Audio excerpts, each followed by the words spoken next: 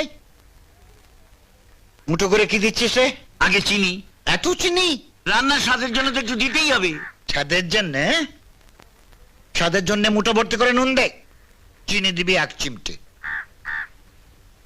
এইটুকু চিনি? রাখ রাখ ওটা রাখ রাখ। রামজাতা করে ধ্বংস করে ছেড়ে দিলি। দেখলি দেখলি, এই নতুন বউটা আসার পর থেকে একদম বিশ্রাম পাচ্ছি না। সকাল বিকেল এই এত এত রান্না করতে হচ্ছে।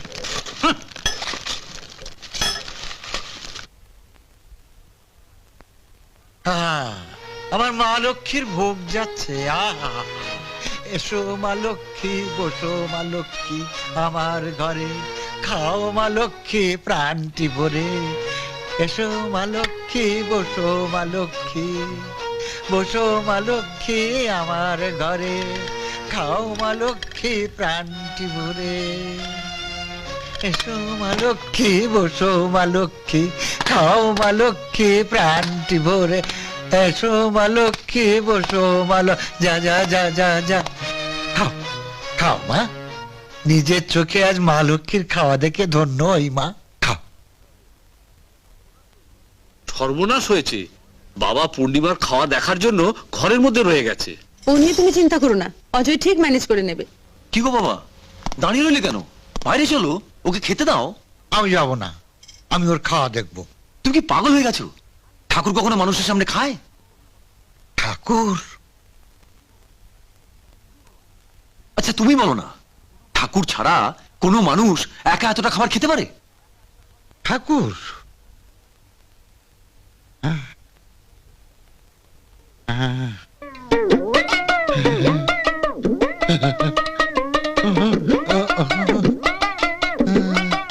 তাও তো বটে।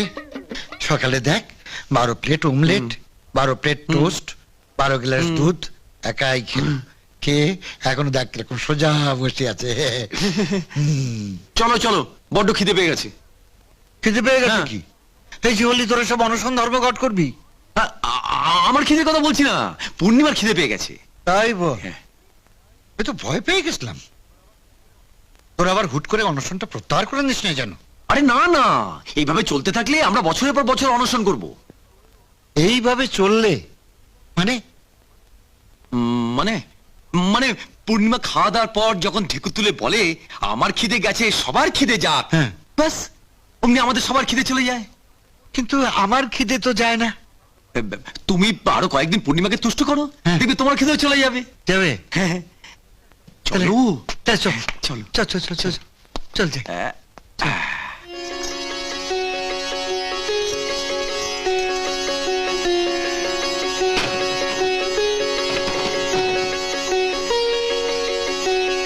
পেট জ্বলে গেল, তাড়াতাড়ি দাও, তাড়াতাড়ি তাড়াতাড়ি।